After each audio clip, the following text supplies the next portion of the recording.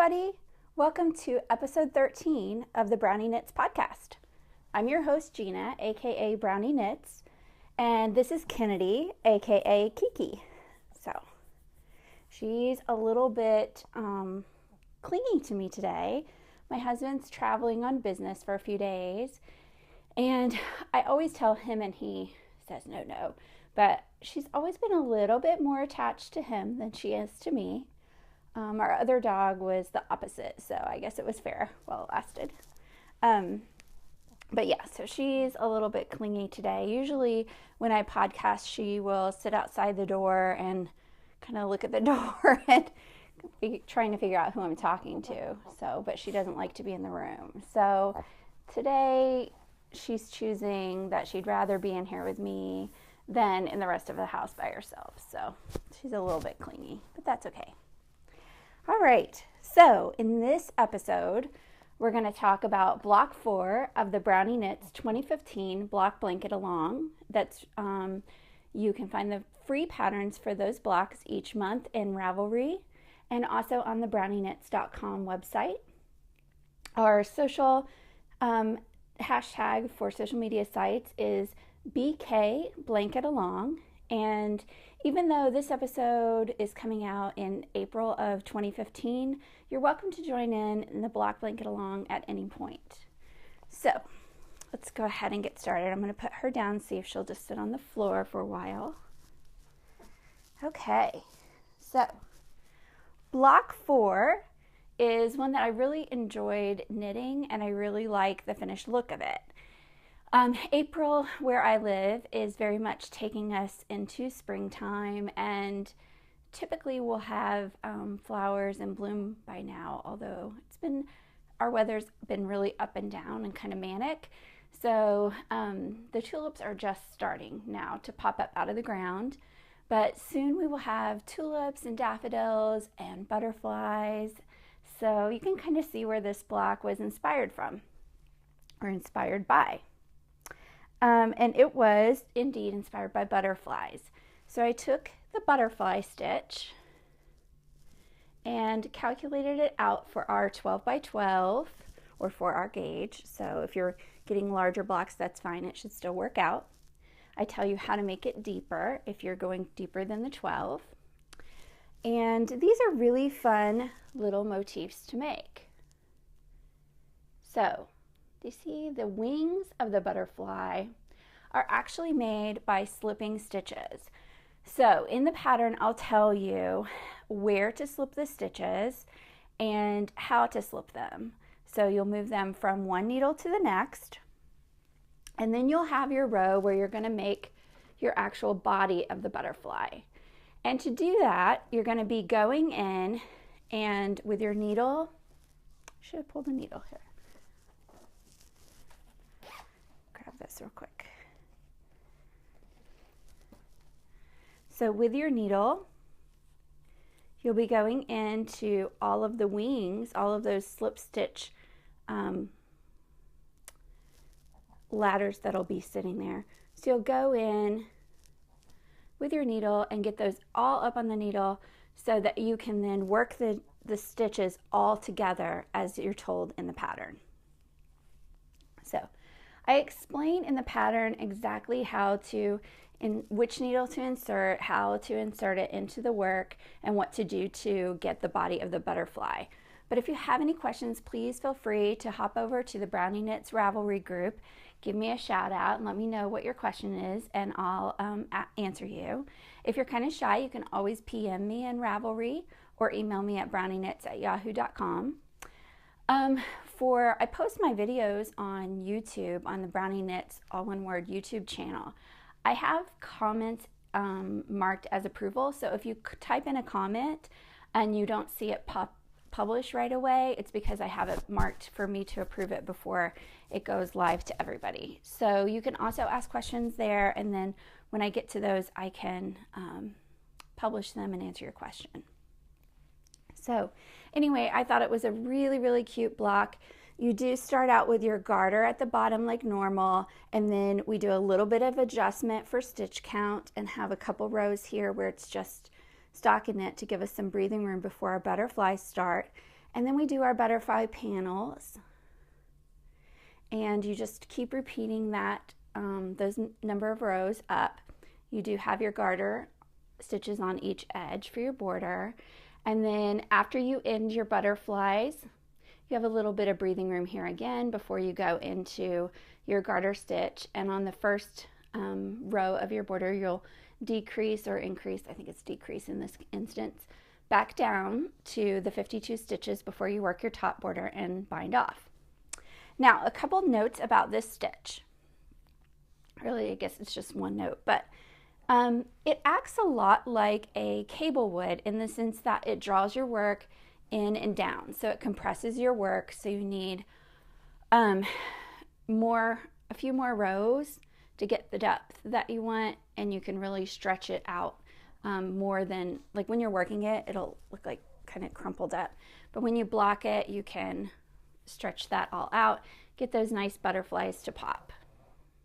All right, so there is the one using Barocco Vintage in the worsted weight in the color Mushroom.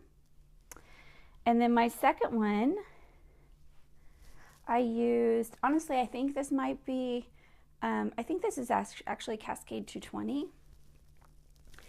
It's in a red. It's really, woo, it's causing some major color issues on the, or light issues on the screen. There we go. So you can see the butterflies in the red there. So it was just a really fun square to do. I really, really enjoyed making the butterflies and the finished result. So I hope that you guys also enjoy it. And like I said before, please let me know if you have any questions.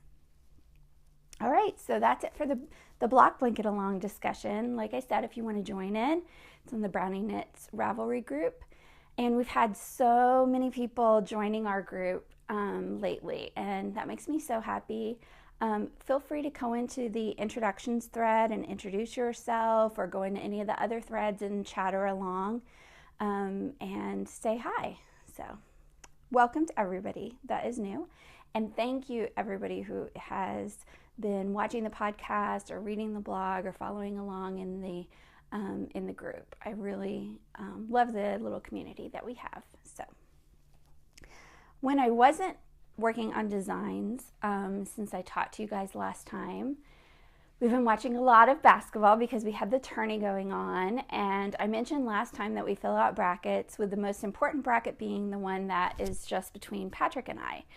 And this year on the line was either a trip to a yarn store for me with a set amount of money, or a trip to the liquor store for Patrick with a set amount of money. And we ended up picking, in the very final rounds that haven't been played yet, we ended up picking the same teams. So we actually already know who the winner in our little pool is, and that's me, yay!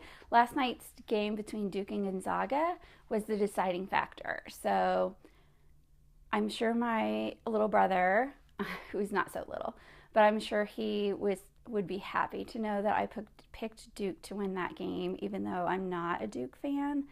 But I did pick Duke to win that, and so that sealed my victory. Yay! A funny story, when we were sitting and watching, I think it was right before the games started on Sunday, we were sitting on the couch, and I was crocheting on my Scrapghan blanket, and Patrick was getting prepared for his classes that he teaches on Sunday night at a local university. And Kennedy was sprawled out on the couch in between us, and I was crocheting away, lost in my own thoughts, and all of a sudden I said, I feel like I got stung.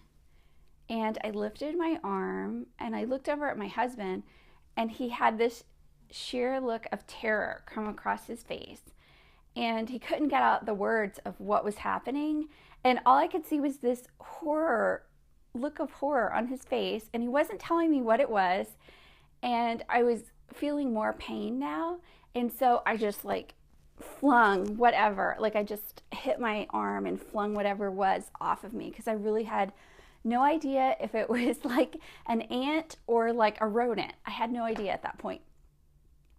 And Apparently it was a yellow jacket that had somehow come into the house when we were letting Kiki in and out. And when I did it, I flung it onto Kennedy. And so we had to like get it off of her and get it out of here. And then the pain really set in, and I wasn't sure if I was allergic or not to bee stings. So luckily I got some cream on it right away and took a couple Benadryl, and I was okay. And then I probably iced it for an hour though. I had a big welt on there. So it was, and my response immediately, it was really kind of chilly that day, and my response to my husband was, if this is going to happen, if you're going to get bee stings, it really should be nicer weather. Like, it should be warmer already. So anyway, it was kind of a funny little crocheting story there. When I wasn't watching basketball, or designing, I've been knitting, and I finally finished my Rockefeller shawl. So I almost, and you might see that the title of this episode is Missing a Wing and Half a Head, and I'll explain what those mean here in a second. But here's my Rockefeller shawl.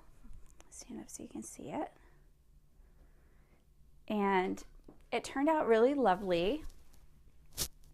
It's in two blue toned colors from Baah, and the colors are Baia, B-A-I-A, and blue Topaz. So they're actually really brilliant colors of the ocean in person. The camera doesn't always like to pick it up like that. And so when I was shopping for this yarn, it was the same day that I went shopping for the Augusta yarn and bought like one too many colors, or I bought one too many colors for it. And for the 3-color cashmere cow, I bought 4 colors. Well, I really shouldn't have been shopping that day because I did not buy enough yardage. The yarn I picked out for this, I bought 1 skein of each color, and I didn't pay attention well enough to Steven's pattern, Steven West design. I didn't pay attention well enough to his yardage. So I ran out of yarn. After I worked the wing, here, let's pull this. After I worked this wing where you do 2 rows of a color and then change to the other color. So I got that done, and I only had a tiny amount of the lighter color left, and then I had a bit of the darker. So what I did, I picked up along this second edge about 5 stitches less than he says to do in the pattern. And then I decreased every other row instead of every however many he tells you to on this side. And then once I got to about here, actually let me pull this off. Once I got to this section, I started thinking, I don't even think I'm going to have enough yarn left in the blue to decrease every other row and get down to something that's manageable. So I started decreasing every row. I'm showing you the wrong side. I was looking at the right side. There we go. So I started decreasing each side every 2 rows. And that got me going down pretty fast. So I knew I was going to have enough at that point. But I knew that my wing was only going to be that big. So I added in a keyhole.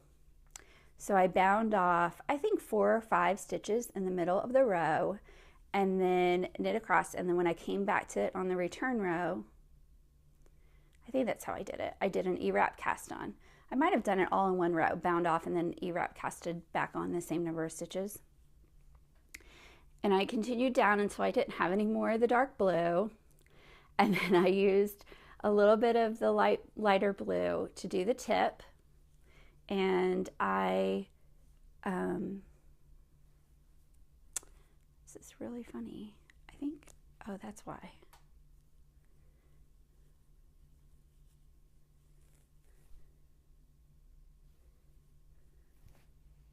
Yeah, okay. My end is showing on the right side, so it's confusing me. Anyway, so I kept going until I had enough stitches to bind it off the same way that he tells you to in the pattern. And then I went back with a crochet hook and I just single crocheted around my keyhole opening. And so you end up, so to show you, so here's my modified wing. And then here's the body of the shawl. And then here's the wing as it is in the pattern. So the way I was able to do this then, you can just pull the traditional wing through my modified keyhole wing, and then you can drape it on. And I think I actually ended up liking it a little bit better for me, because it doesn't move, like once I put it on with that, it doesn't move around. So I don't have to worry about it falling off. I did tell my husband, and he would kind of scoffed at me, whatever. But to me, when I looked at the pattern, like it reminded me a little bit of R2-D2. Isn't that? I don't know. Maybe it's because I'm not a huge Star Wars fan and I just see it when he's watching, and I thought that. But anyway. So this one is finished, and I still don't have Ishbel, which is the other shawl I had started that I want to get finished before I start too much more. That is still on the needles. So I haven't finished that, but I had to let myself go ahead and start something else because my little niece has a birthday coming up next week. So I wanted to make her a Bonbon bunny, which is by Susan Claudino.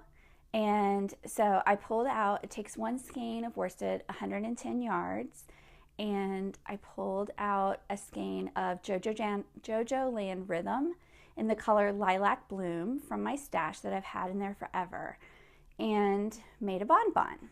And the feet came out fine, and the body came out fine, and I used some contrasting white of just scraps that I had for the tail.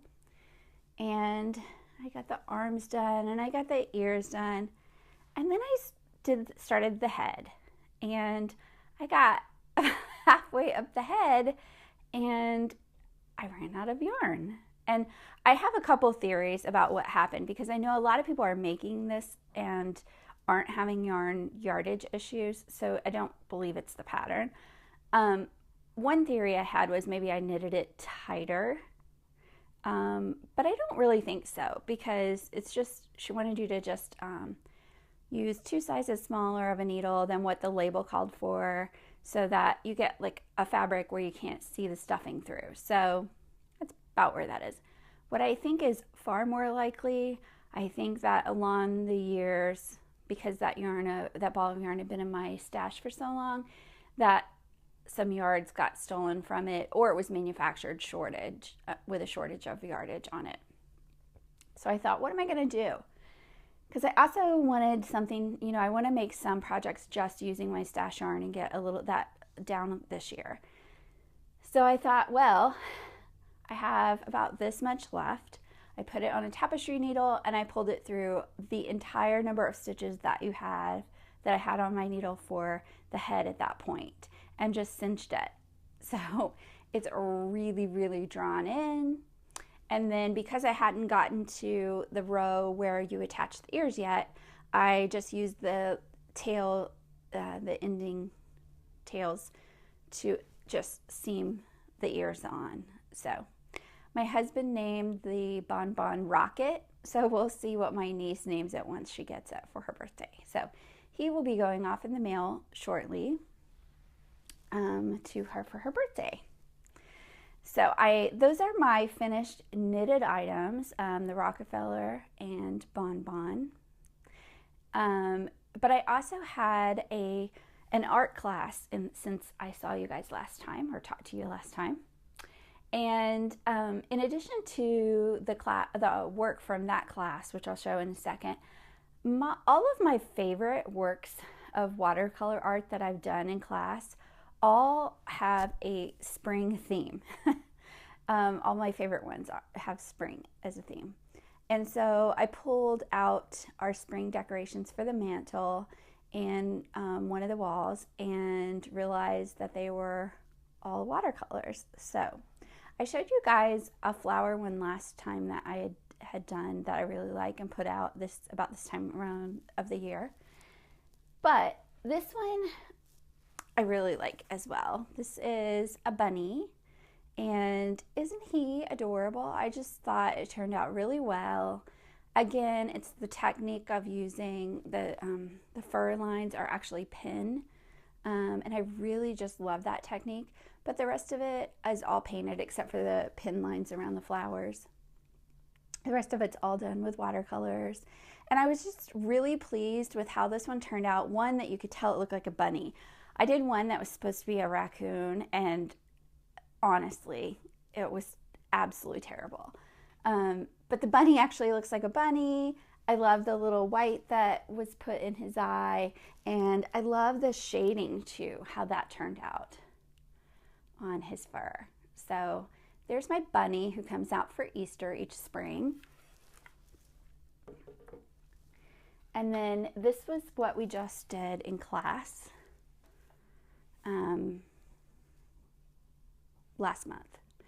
And these violets, again, it uses that, well, okay, in class, her original study did not use the ink pen technique, but I really love that one so much. So I did all of the painting the way that she instructed us in class, you know, getting the background color and then some of these areas with like the ferny leaves a little bit darker, and then doing the leaves and the flowers, and did the paint colors and threw all of that on. And then after I had all that on, I went in with the ink pen and outlined the flowers and the leaves, and did some of my fern wisps that way. And in the class, she is so kind, our instructor. It is such a reasonable fee. For classes usually around 2 to 2.5 hours long, and you get your paper, which is a good quality of paper, and all of your, she supplies everything, the brushes, the paper, the paints. If we do something special like glitter or something like that, she includes that. Everything is there that you need. And she gives you the mats. So she gave us this really nice double mat this time around. And I think she has her own framing business, so I think that's how she's able to do that. And then I went and found a frame for it, and then cut the mat down to the shape, the size of the frame that I found. So I was really happy with this one. I just thought it turned out so well. And the third one that I have, put this down here. The third one I have is this rain scene, and she reminds me of the Morton Salt Lady girl. I guess it's a little girl, isn't it?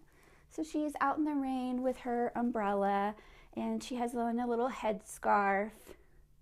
And I gave her some pretty thick little legs there. That wasn't intentional, but that's fine. And then you can see down here in the rain at the bottom, you can see the puddles and such. And the way that we did those, we actually, you paint it and then you put salt down, and the salt draws up, and you just let it do that. You finish doing your other painting while the salt is doing its magic, and then you just kind of dust the salt off, and it'll give you that kind of effect, especially like up in here. You can see through there the effects that it has on the paint. And then we went in, and I'm not sure if I can get you to see it. Let's see. Yeah, there. See where it looks like it's raining out of the sky? So we took a tool, like a sharp tool, like a little razor sharp tool, and just literally kind of lightly cut the very top layer of the paper so that it looks like it's raining. There you go. So I really liked that one because it was full of fun techniques, and I liked how it turned out. I liked just pretty much everything about it. So, like I said last time, I won't always show you my paintings because they're not all public worthy. And I also, I don't consider myself to be a great painter. I consider painting to be a relaxation hobby for me. So Bonbon's head, even with half a head, he's falling over.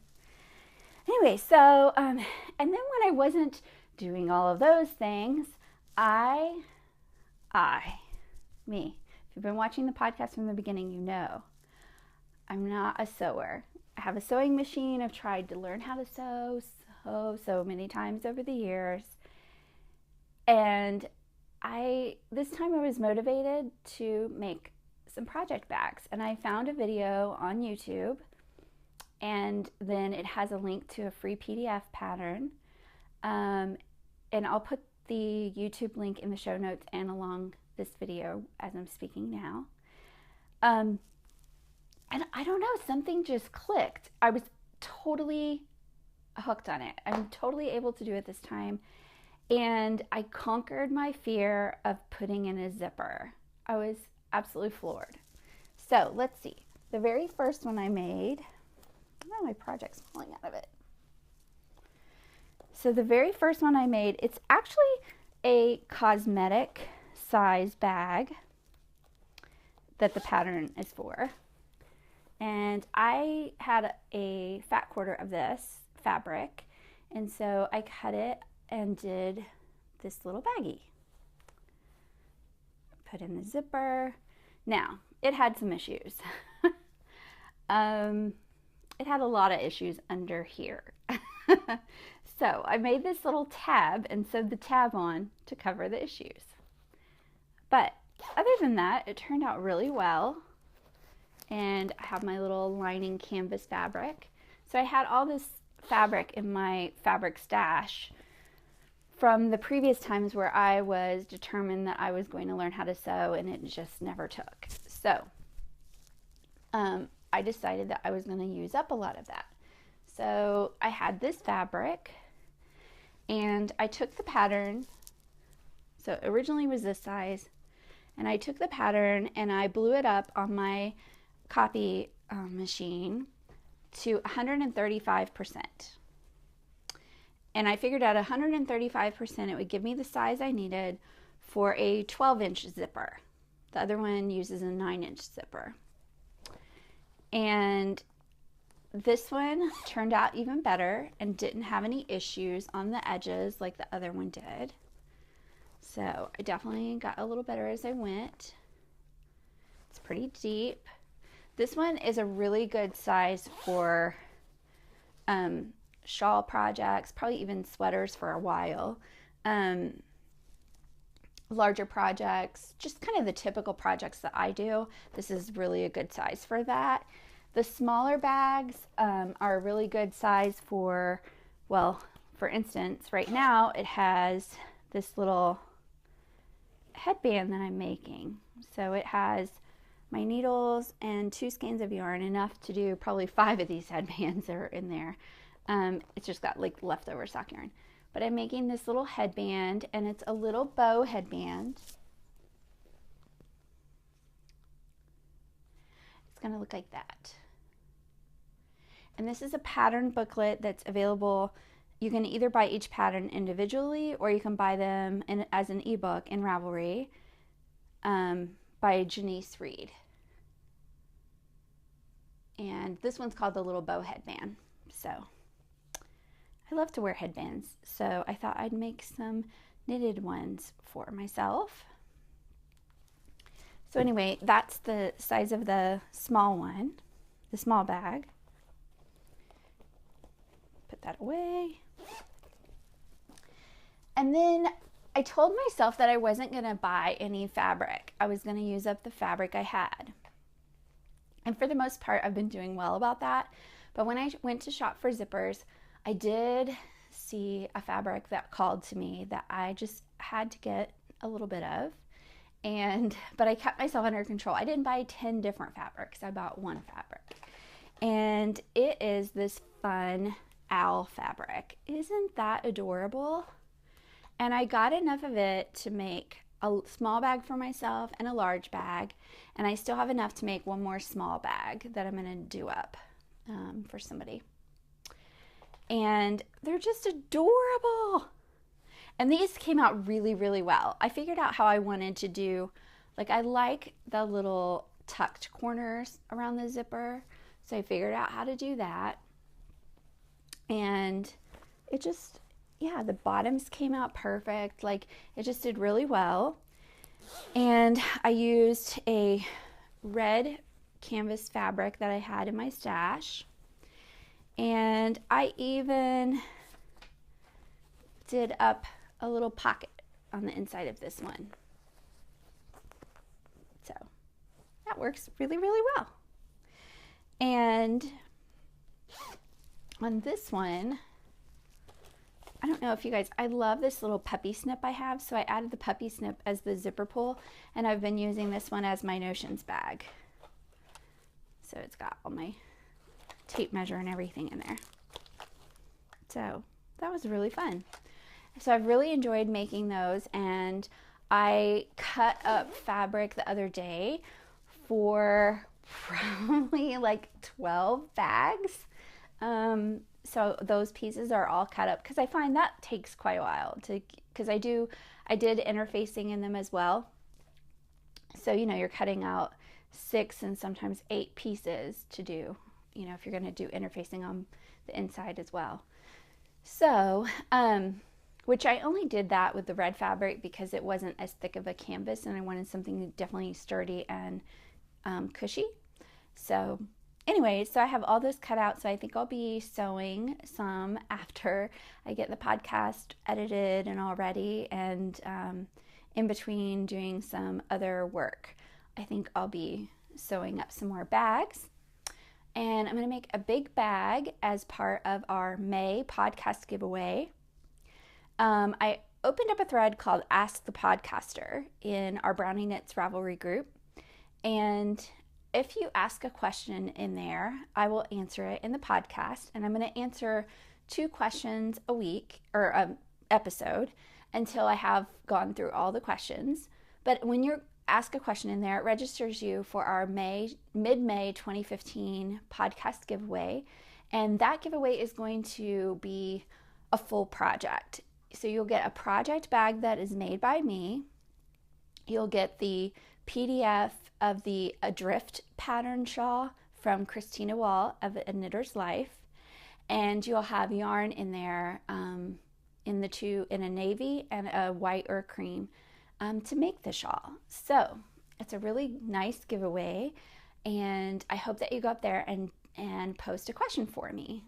It can be, you know, about knitting, about crocheting, about anything really. So while I'm talking about that, I'll just go ahead and do the 2 questions for this episode.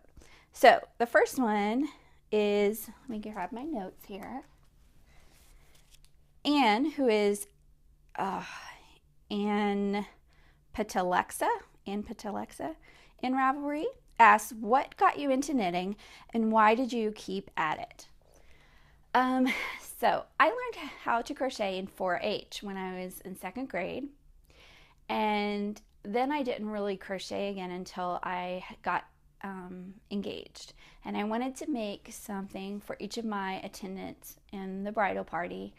And so I relearned how to crochet from a CD and then made them each an Afghan, which I think back now and I think, how crazy was that to make 5 Afghans for people in the midst of planning a wedding? But it worked, and I'm glad I did it. And then I got married, and then we bought our house, and I decided I was going to learn how to sew and quilt. And my sweet mother-in-law tried her darndest to get me to learn how to do this, and I wanted to do it so badly, and I just am not a quilter. Even though I just learned this past week how to sew the bags, I don't see myself quilting ever. I don't know. Anyway, so, but because of that, I was, we just moved to this new town. I hadn't been here that long in the house where our house is situated. And I was kind of exploring our downtown area and saw a shop that it was called Stitches and Scones, and I saw that they had quilting stuff. So I went in, and actually what they had in terms of quilts were selling made Amish quilts. And then it was actually a yarn shop. So, but it got the store on my radar. So then my friend Carol, who was in one of our past podcast episodes, she went through like a little bad breakup with this guy who was so not worth it. And I said, I'm going to sign us up for knitting lessons. We need, something fun to do on a Saturday morning, and we can do this together. And then, we can go to class, and then we can grab lunch and come back and sit at my house and knit. And so we did that, and we learned how to do block blankets. Actually, we made a little garter stitch scarf first, and then we would go each month and do block blankets. And I think we did 1 block a month, but I think you did 2 sessions for it a month. So it was every other week you would go and, do half your block and then do the rest of it. And we really just had a fun time doing that. And then Carol, in the midst of that, went on a blind date with her now husband, and she ended up moving away. And knitting to me really it was an outlet for me. I was working at a corporate job, and although I liked my corporate job, it was stressful, and it also was kind of a little bit stifling in terms of creativity.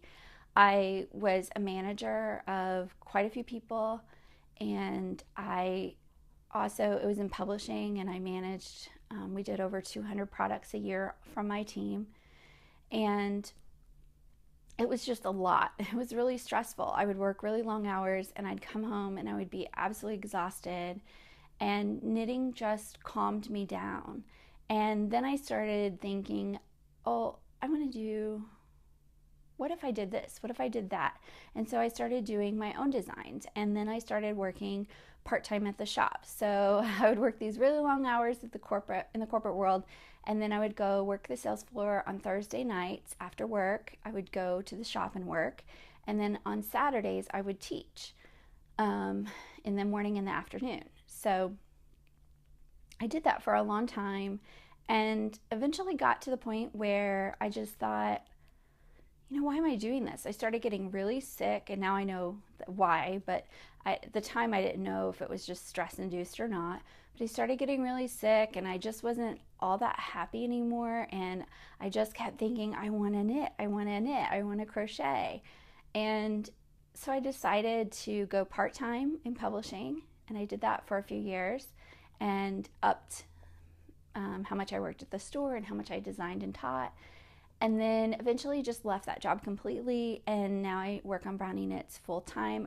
The store has since closed as well, so I don't work there. And I prefer not to teach because it can stress me out, because I'm always worried now that my tumors are gonna make me sick the day that I have to teach or whatever. So I prefer not to do that, although I do a little bit here and there. But I prefer to do, sell my own design patterns, and then knit and crochet for fun. So that was a very long-winded answer to the question, but there you go. Terry, who is Tweaks9394, asked, what made you start a podcast, and what do you do all day? And I had joked when I started the thread and said, have you ever wondered what Gina does all day? So she was joking with me there. So, but anyway, what made me start a podcast? Christina of A Knitter's Life had started watching podcasts in 2014 quite a bit, and she kept encouraging me to go and watch them, and so I did. And actually the Bakery Bears were very, very new at that point, and their episodes seemed to coincide with big events that were happening in my life. I had some really stressful things in 2014, and it just always seemed like whenever I was having a big day that was related to that stuff, that they would have an episode of. So it became like a little escape from me, and it just went from there, and I started watching all these podcasts. And then Christina and Carol and I went on over to Ohio to a festival, yarn festival, and we were chatting about podcasts and, you know, why you would do them, and, you know, what do you get out of them? What do you get out from watching them? What do you get out from recording one?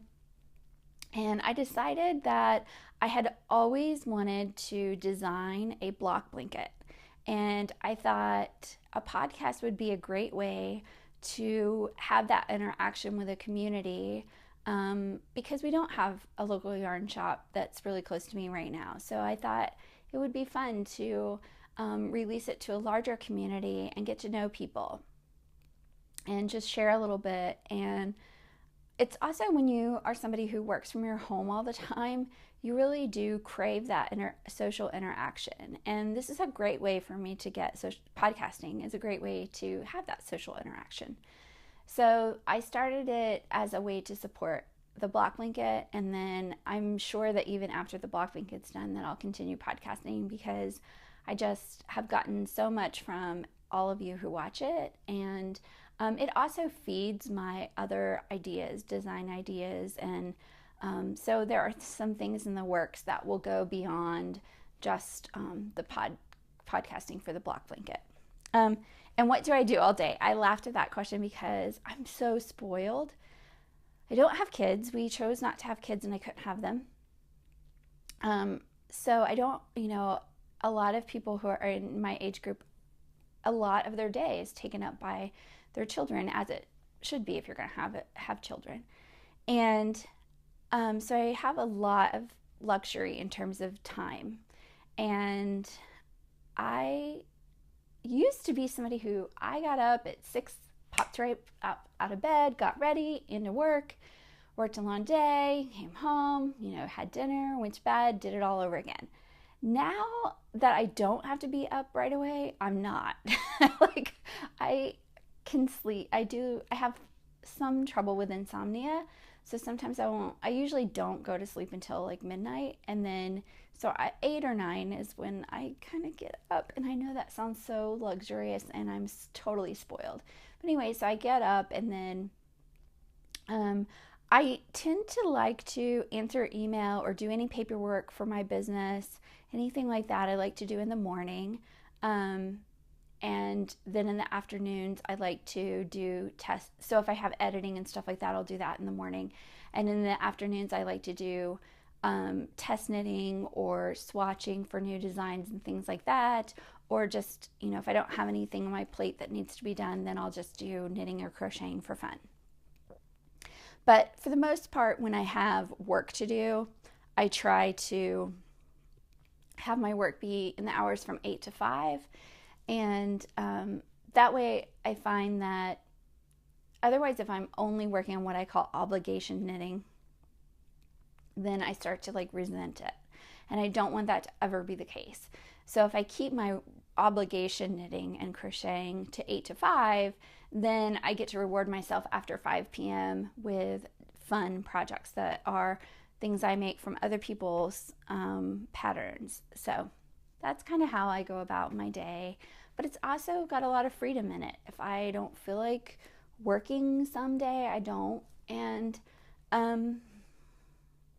but then, you know, there are days that I work a lot more. So I think anytime that you have where you're your own boss, you kind of get to set your own schedule, and it's very a nice thing to do. Now, do I make a lot at this? Absolutely not. I mean, it would probably take me 10 years to make the same amount that I would make at a year or two in my old job. But I'm lucky enough that I have a husband who was supportive of me doing this and has a great job. So that's why I say, and I completely and fully acknowledge that I'm spoiled. But so that's how I spend my day. Yeah, okay. So those were the questions for this week. And then I wanted to give a quick set of thank yous to some people. Yvonne, who is Owl Love You, sent me a swap package for our mini skein swap. And she sent me 5 mini skeins. Let me see if I can find them in here.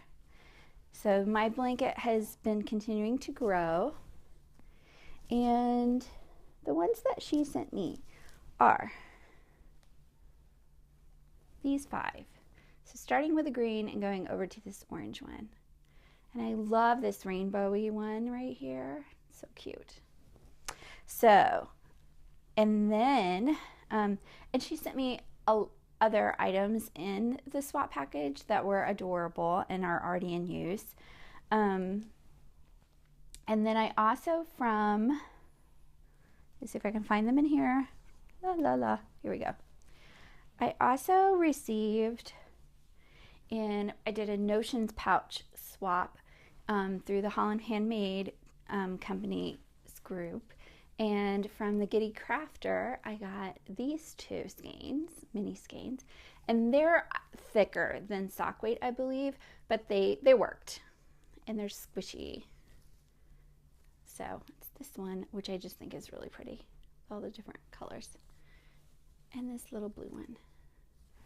So thank you very much to both of you. I really enjoyed my swap packages, and I told Yvonne, I went, it would have been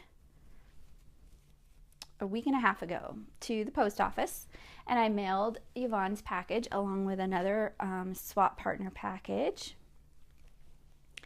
and paid for it, and the lady stamped the first class stamp, and it went on its way. And then the same day that I got my package from Yvonne, I received her package back in the mail, and it said no postage had been paid. She failed to attach the label that I had paid for. So it came back to me. So I will be going and trying to fight with the post office to see if they will go with the receipt that I have to show them and just send it out, or if I'll have to pay for postage again. I swear, our mail people in this town, and that was the one that I consider to be the good mail person, like they're all very nice, but like this is not the first time something like that's happened. And we have one guy who drives the mail truck in our neighborhood, and he is notorious. Like, he one time dropped our Christmas cards. Instead of getting them in the mailbox, he dropped them on the ground, and I found my nephew's school photo driven over in the snow in the road, and along with the Christmas card that he had sent. And then he also, instead of getting out of the car and coming to the house to give you packages that won't really fit in your mailbox, he will squish the boxes, he'll squish them down to shove them into our little mailbox. And so he broke our mailbox off twice now. It's been broken off. I mean, it's screwed into like a big wood post, and he's broken that twice. The last time he broke it, he was kind enough to set the metal box on the snowbank next to it. So anyway, they are very nice people, and I'm sure it's not an easy job to have, but he probably hates our house too, because we do a fair amount of packages. You know, we receive and send a fair amount of packages, so he's probably, I hate that canal's house. So anyway, let me see if that was everything. I think so. Oh, no. I have one more thing. So in my goal to de-stash this year, I decided that I was going to donate some of my stash to a Girl Scout troop who was learning how to knit and crochet. And so I packaged it all up, and I got it to a mom of a couple of Girl Scouts. I'm not sure if you are a Scout leader or not too, but at the very least, she's a mom of twins who are in Girl Scouts. And I sent it off thinking, oh great, they're gonna learn. Didn't think anything about it. And then I got in the mail the other day this stack of thank you cards that they had made for me. And I just thought that it was really cute that they took the time to make them for me.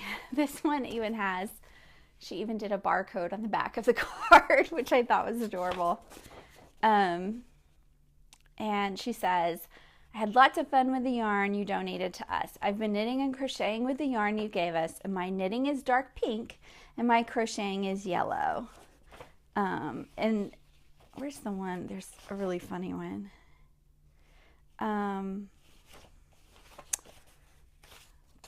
Some of them are just words and some of them had a few drawings. Oh, here's it. Thank you for donating yarn to us. I created a necklace. Some people thought it was hard. So she didn't think it was hard. She was able to make her necklace. And it was just really sweet. Oh, there it is. So this one, they drew like a little fishy on there. Thanks for the yarn. Love yarn. I love yarn. So I just thought that was really sweet that they took the time and sent me, made those and sent them to me. So I wanted to share that because I think it's important for us to share our love for knitting and crocheting with others and keep that tradition going. So anyway, so I hope you enjoy making block 4 if you're in the block blanket along with us. If not, I hope you found something in this episode that you felt inspired by or just were entertained for a little while. So Kiki is sitting down here. Come here, baby. Come here. Come here. Say goodbye. She's been sitting here patiently at the base of the thing watching me talk and listening intently, thinking, who is she talking to, you crazy mommy? Yeah, I love you too. Yeah. So we're going to go off and have lunch, and I hope that you guys are having a great week. I'll talk to you later. Happy knitting and crocheting.